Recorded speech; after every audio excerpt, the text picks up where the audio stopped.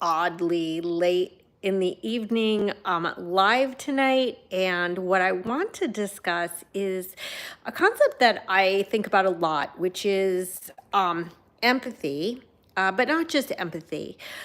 The question is, what does empathy have to do with yoga? And does it have anything to do with yoga? And I don't just mean because like yoga people are supposed to be good people, mindful people, thoughtful people, all of those things, that too.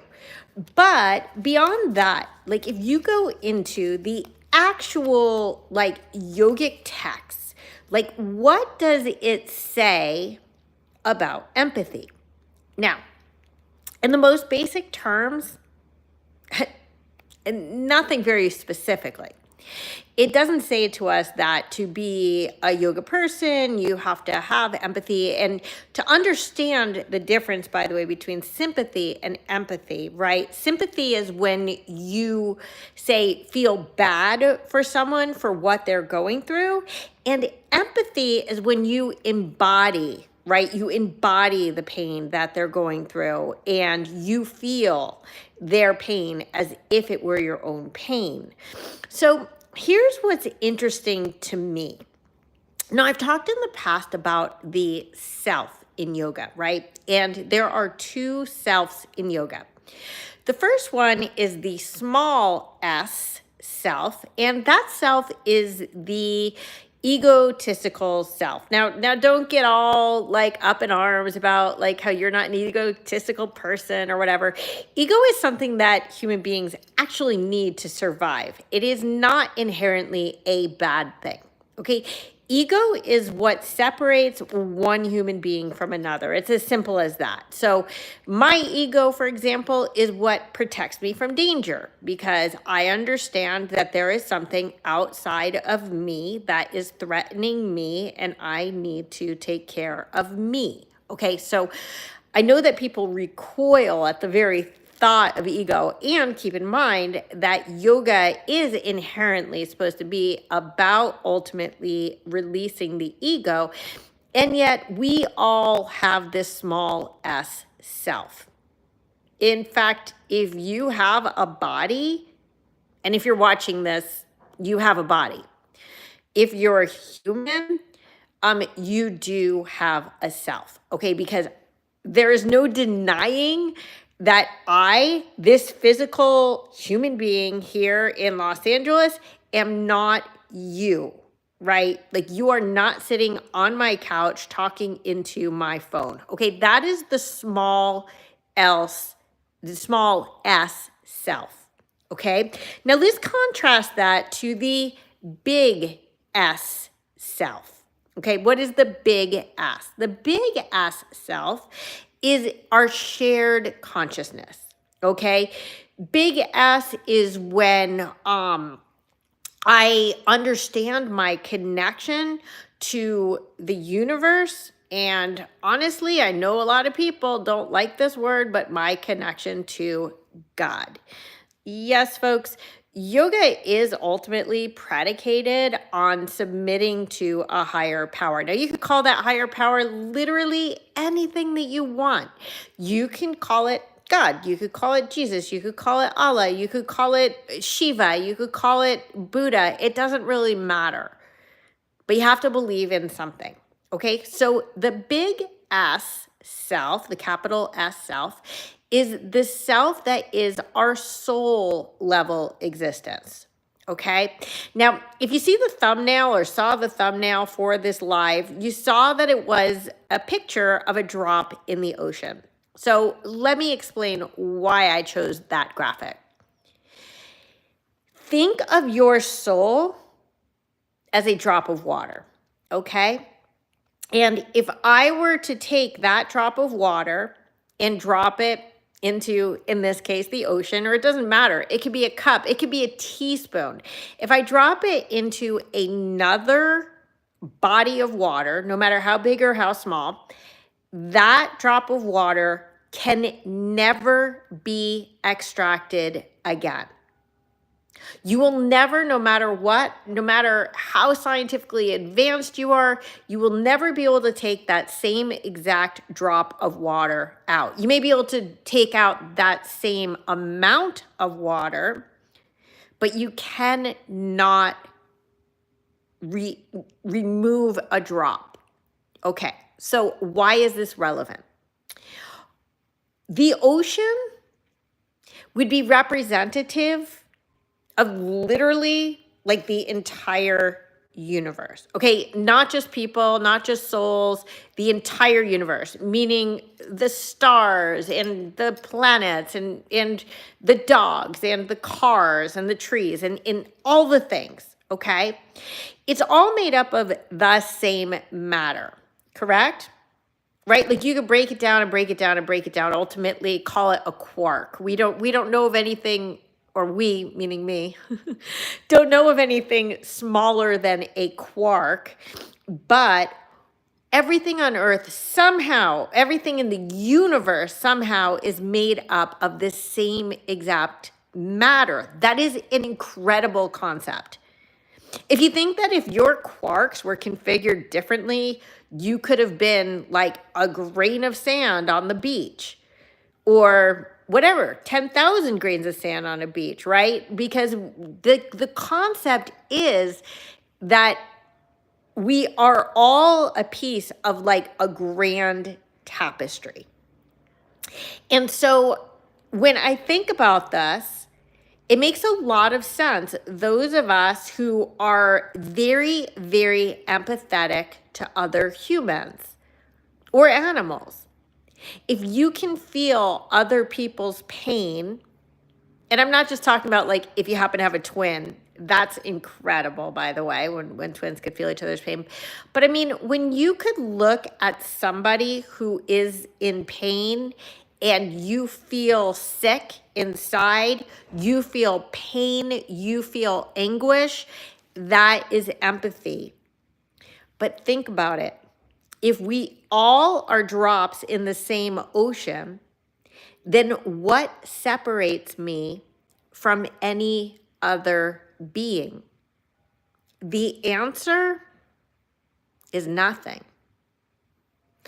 And if you want to get really, really deep into this concept, for anybody who believes in or is curious about or wants to believe in reincarnation, and I personally absolutely do,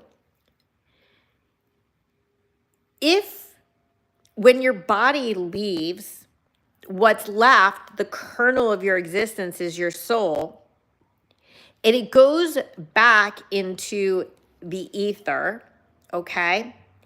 It's like if there were, if I were to blow a bubble, right? Like from one of those stacks, and I blow out a bubble, and then the bubble pops, just like a drop in the ocean. What was inside that bubble will never be able to be extracted from what is outside that bubble, correct? That's the concept of a soul.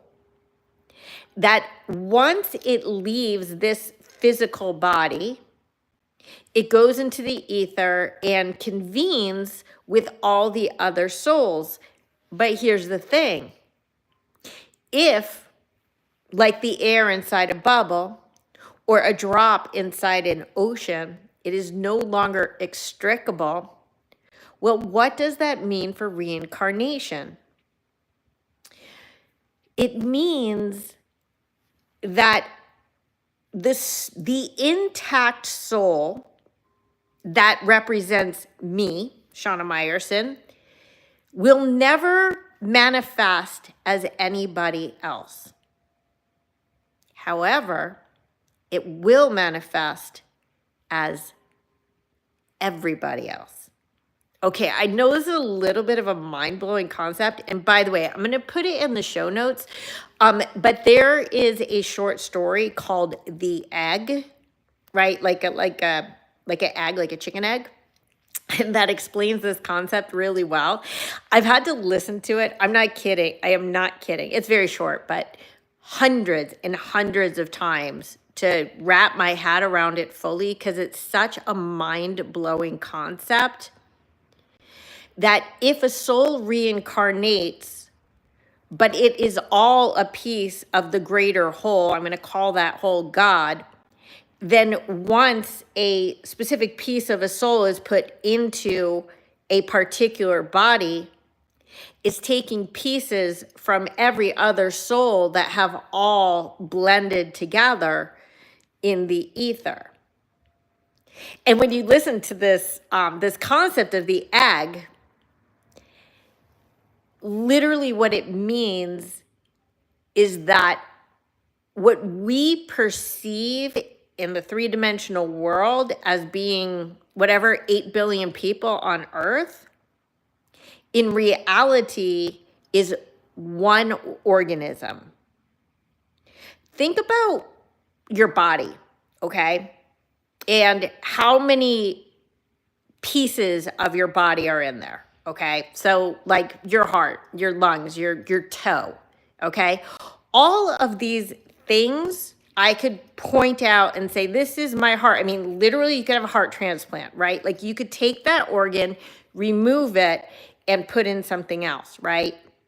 And yet it all comes together to create this one big organism, which is me, Shana Meyerson, right? Or you. All your very, very little, tiny, many parts all come together to create one thing.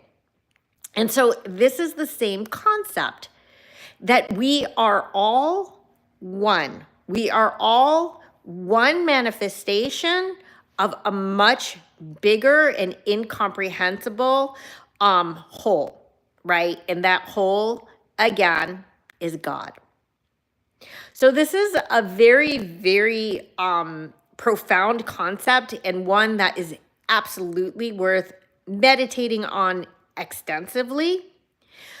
But to me, in my own theory, that is where empathy comes from, is that the closer you get to the understanding, not just the words, like everybody who is seeking spirituality can repeat certain words and say, oh yeah, you know, when I hurt somebody else, I hurt myself. And like you could say it, it's a platitude. We've all heard it. It may or may not mean anything to you. But once you fully understand how interconnected we really are, that is when true empathy, I believe, starts to deeply, deeply manifest within you. Because when I feel connected to every other human, then suddenly every other human's pain becomes my pain. And every other human's joy becomes my joy. And ultimately, there is no separation. So that's what I wanted to say today. I'm going to just look to see if anybody has any questions that I should answer here. How to start from zero with yoga. That's a that's a big question.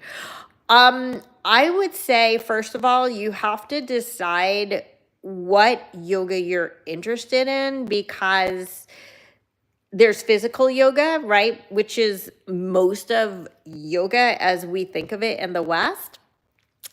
Meaning, you know, doing asanas, doing like yoga postures on a yoga mat. And in order to do that, I highly recommend getting a teacher. If you're interested, I also have some Vimeo channels. I'll also put those in the show notes when I'm done, that have like hundreds of classes of every level to help you step by step to start with yoga. But if you're interested in like the bigger concepts of yoga and understanding like the philosophy behind it, I recommend, I'll also try to remember to put it in the show notes, reading the Yoga Sutras of Patanjali. That gives you a foundation for understanding what this broader practice is about, because honestly, it's about so much more than handstands and touching your toes. Did Rumi say something similar about drops? I'm no expert on Rumi. I am sure he said something about drops in the ocean, but I'm not sure if he made the connection specifically about empathy.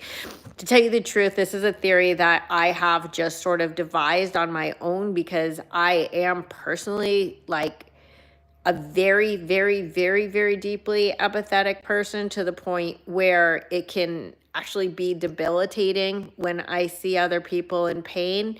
So the more that I meditate and study the concept of shared consciousness, the more this becomes very tangible instead of theoretical.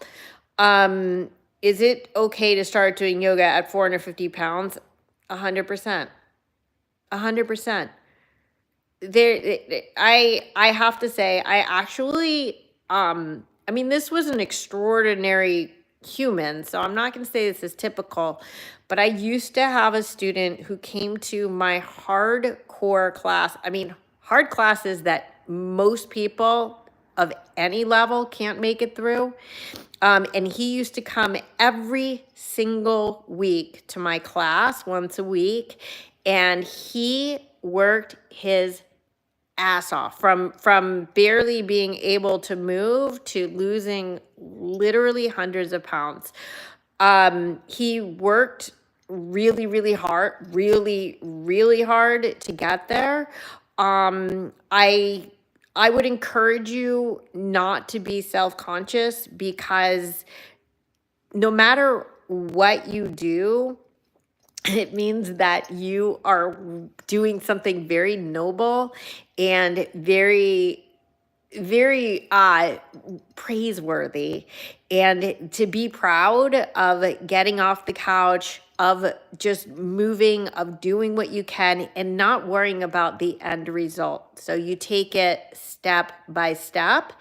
And if you feel self-conscious at first, there are options such as, again, I have like Vimeo channels that you can just, do in your living room until you feel comfortable. You could get a private yoga instructor for a while. I work with a lot of people privately who feel more comfortable working one-on-one for a while. But I think that you would probably be surprised how welcoming the yoga community is, and how supportive of anybody who really wants to make positive changes in their lives. So feel free to reach out to me directly if you want to talk about that more. But remember that baby steps is how everything starts for every human.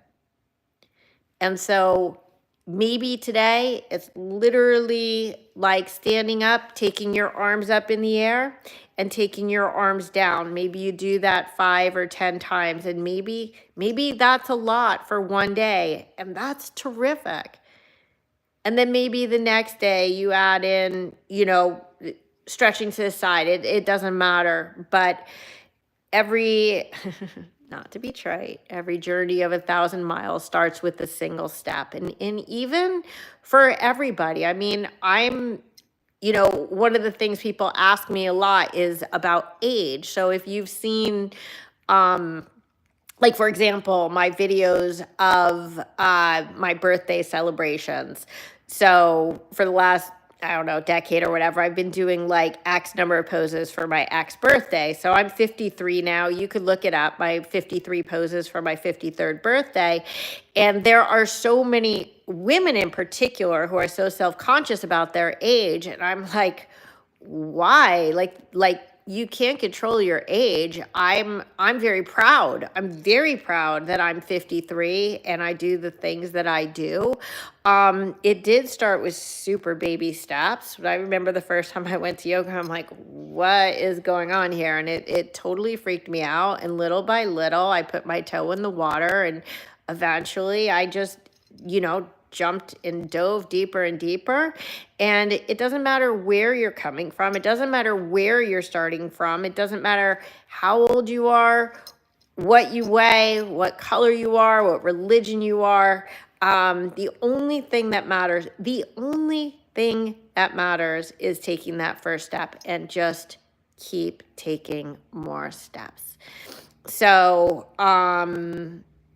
what other questions do I have? I love your braids. Thank you. That's not exactly a question.